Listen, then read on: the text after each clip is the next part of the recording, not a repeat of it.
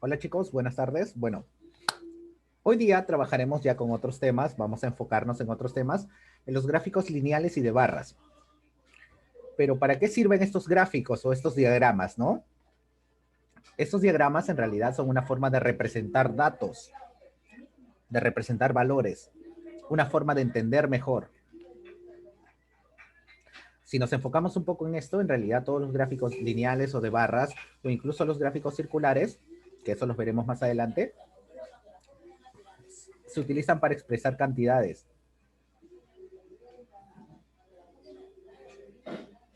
Y esto nosotros, bueno, nosotros los hemos visto capaz en empresas cuando expresan, por ejemplo, sus ganancias, ya sea durante meses o durante años, es decir, en un tiempo prudencial y por cantidades, ¿no? Este tipo de gráficos lineales siempre se trabaja en que se trabaja en ejes de abscisas y ejes de ordenadas, es decir, en un plano cartesiano. Como podemos observar, los diagramas lineales lo trabajamos en un plano cartesiano, obviamente en el primer cuadrante, donde todos los valores son positivos, donde el eje de las abscisas van a ser los años y el eje de las ordenadas van a ser los millones, es decir, el dinero. Ahora, como les vuelvo a explicar, en estos diagramas nosotros vamos a interpretar la relación entre dos datos, los cuales nos van a indicar cantidades. Por ejemplo, en este caso es la exportación de toneladas de metal, es decir, cobre, ¿ya? La exportación del cobre. Ahora, nos indica el número o incremento de exportación de cobre en estos últimos años debido a muy probablemente el requerimiento de países asiáticos. Por si no lo sabían, el país que más cobre compra en el mundo es China.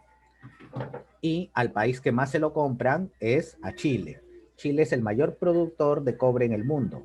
Perú está en tercer lugar, me parece, o en cuarto lugar. Ya, pero obviamente como Perú también tiene mucho cobre que exportar, también China le compra a este país, pues, ¿no? Y obviamente las cantidades han ido en aumento desde el año 2009 hasta el año 2013. Profesor, pero ¿cuánto habrá aumentado? Vamos a ir observando los datos y dependiendo de los datos nosotros vamos a ir analizando. En el 2009 dice que nos han comprado o hemos exportado, hemos vendido, mejor dicho, 20 millones de soles. En el 2010 son 30 millones de soles. En el 2011 tuvo un crecimiento muy grande, hasta 50 millones de soles. En el 2012 hubo una baja a 40 millones de soles y en el 2013 volvió a aumentar hasta 60 millones de soles. Entonces, si nosotros analizamos todos estos datos, vamos a poder entender lo siguiente. En estos diagramas vemos que existen aumentos o disminuciones, ya sea por distintos factores. Por ejemplo, si aquí hablamos de ventas de cobre o exportación de cobre en millones de soles, nosotros podemos decir de que uno de los factores en la cual haya disminuido puede haber sido un problema económico mundial. Capaz un problema económico mundial haya hecho de que los países dejen de invertir tanto dinero, pues, ¿no? O que China deje de comprar tanto cobre al Perú. De ahí no veo otro motivo, porque si los países mientras más van creciendo, más necesidad de cobre van a tener, en realidad la exportación debería aumentar y jamás disminuir. Continuamos. Ahora, en el diagrama de barras también es similar. Nosotros, ¿qué es lo que vamos a hacer? Interpretar cantidades. Dice, tienen la misma función que los diagramas lineales. Obviamente, el de ayudarnos a interpretar situaciones estadísticas. En realidad, todo esto está relacionado con la estadística. Profesor, pero ¿cómo? A ver, otro ejemplo, ya que no sea con metales ni que sea con millones de soles. Otro ejemplo que usted quiera poner, ya. Mire, por ejemplo, nosotros podemos poner en estadísticas cuántos accidentes ocurren por año.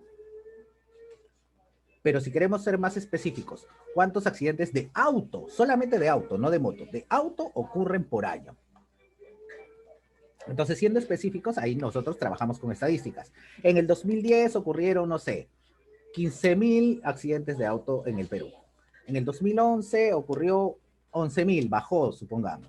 En el 2012 volvió a subir.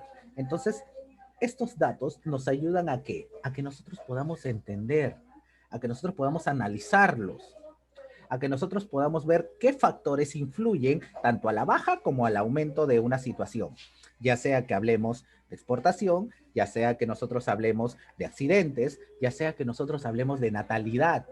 Profesor, ¿qué significa natalidad? Los nacimientos, ya sea que nosotros hablemos de mortalidad. Por ejemplo, supongamos de que todos los años normalmente mueren 10.000 personas al año por cualquier tema. Ahí están involucrados los accidentes, están involucrados las muertes naturales, están involucrados cualquier tipo de evento que haya hecho que mueran personas, asesinatos, etcétera. Pero mueren 10.000 personas al año, aproximadamente. O ponen parámetros, de 10.000 a 15.000 personas al año mueren. Todos los años.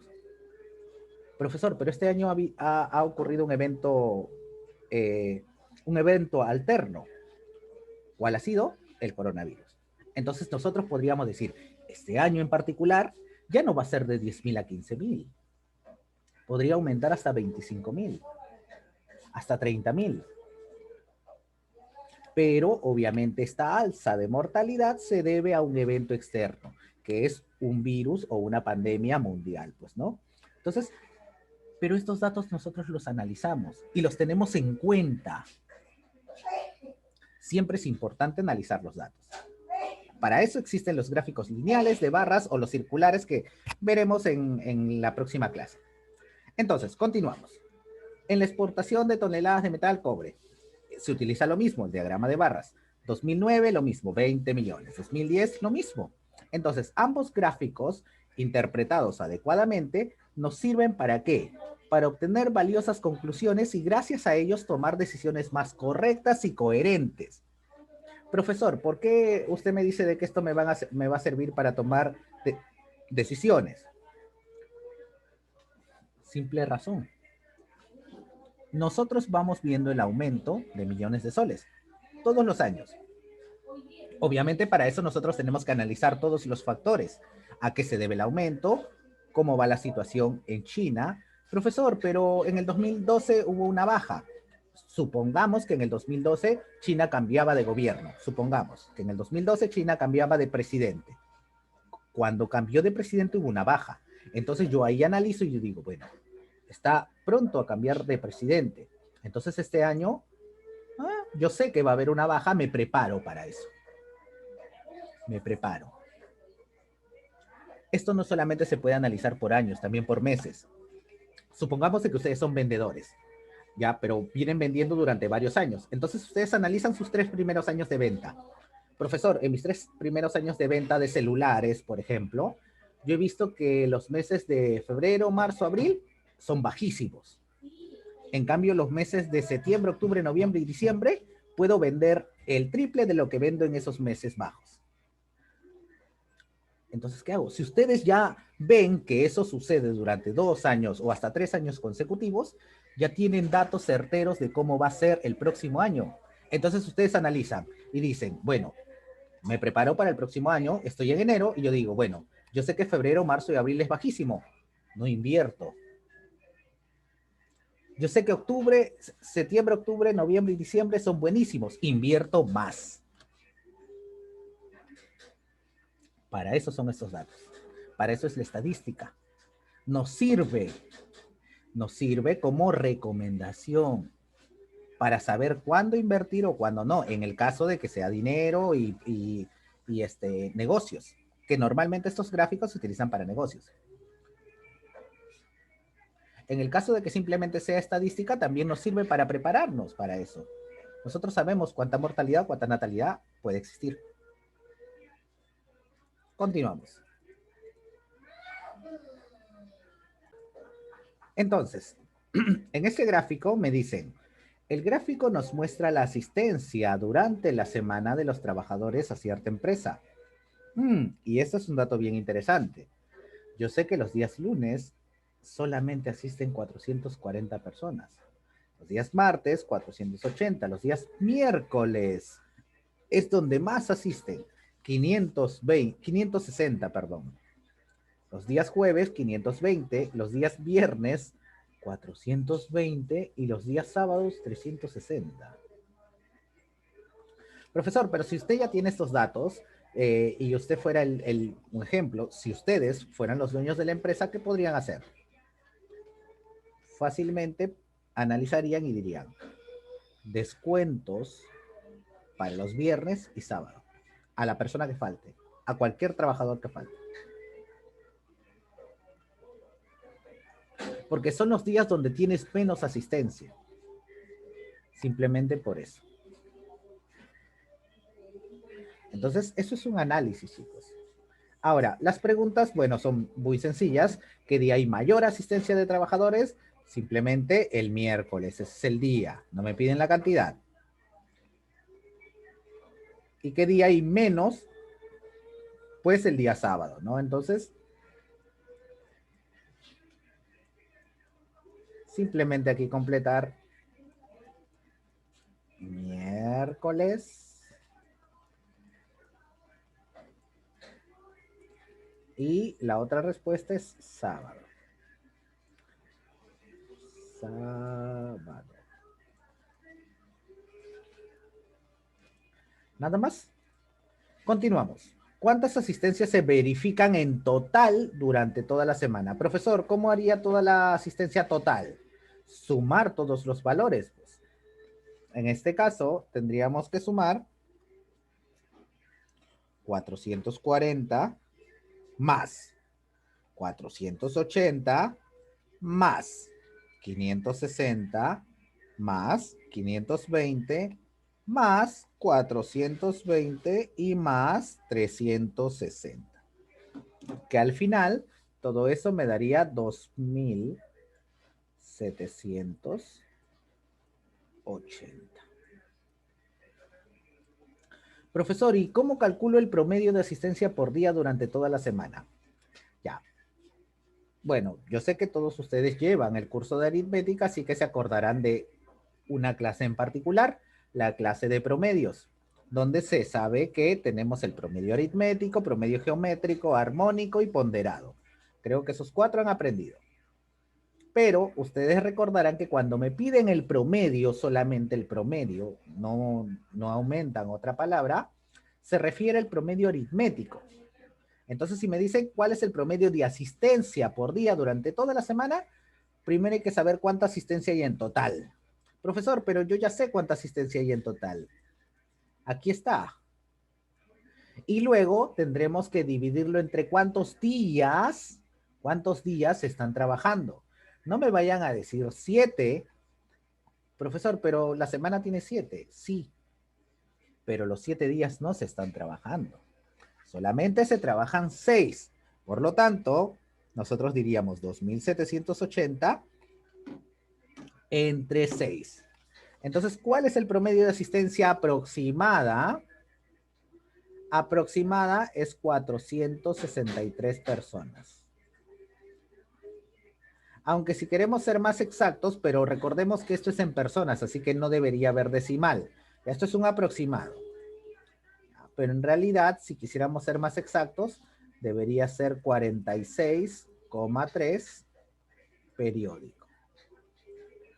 ¿Ya? Pero como me piden el promedio de asistencia, es decir, el promedio de personas, tienen que ser 463 trabajadores. Es decir, 463, 463, 463 y así sucesivamente. Y en algún caso tiene que ser 464, pues no, porque está ese coma 3 decimal.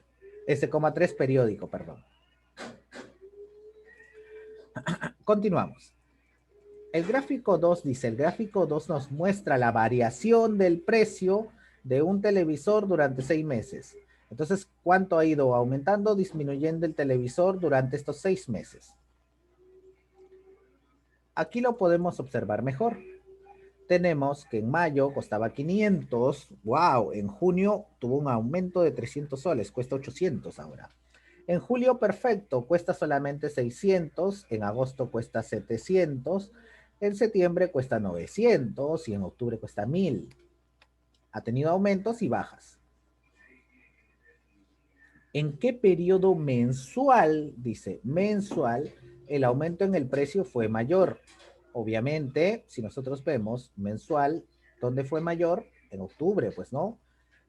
El más alto, 1000, a comparación del resto. ¿En qué periodo mensual la disminución en el precio fue menor? La disminución en el precio fue menor. Entonces, si nosotros observamos, como me preguntan de la disminución, se refiere cuánto bajó, ¿no? Obviamente, ¿en qué meses fue? Fue en el mes de julio, ¿cierto? Ahora, también me preguntan cuál fue el precio, perdón, aquí hay que poner julio.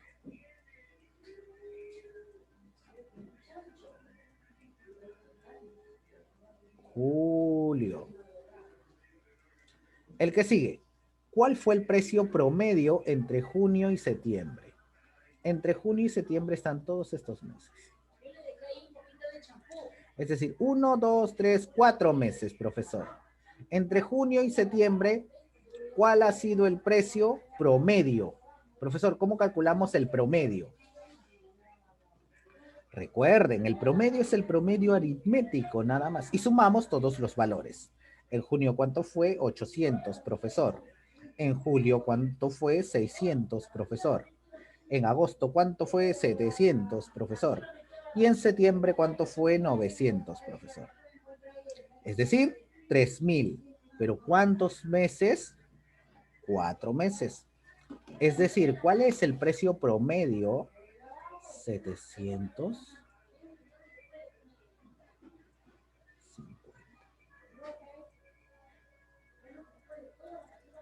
Continuamos.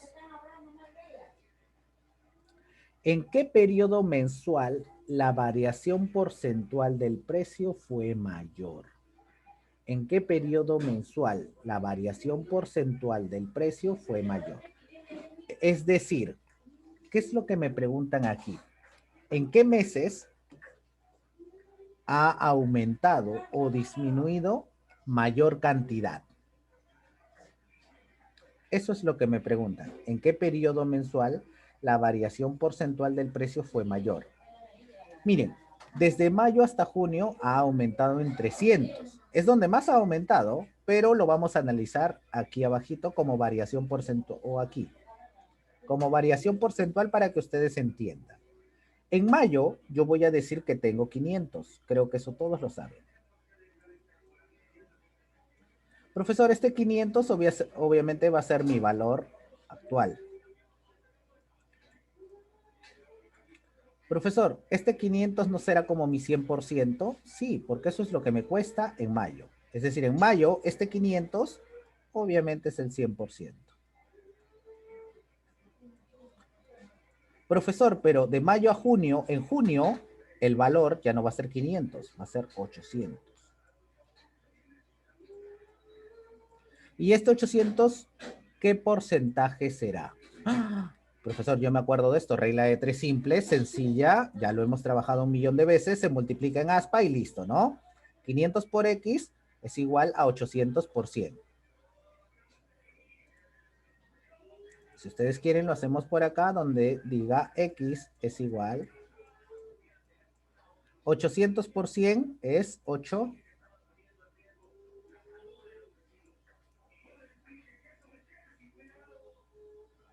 80.000, ¿cierto? Simplemente se le agregan los dos ceros aquí, ya, no se olviden. Entre 500.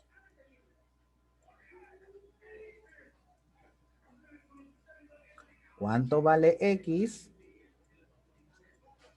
Obviamente en este caso vamos a trabajar de una manera sencilla. Simplemente tendríamos que dividir 80.000 entre 500 que me da 160. Profesor, eso significa que X es 160%.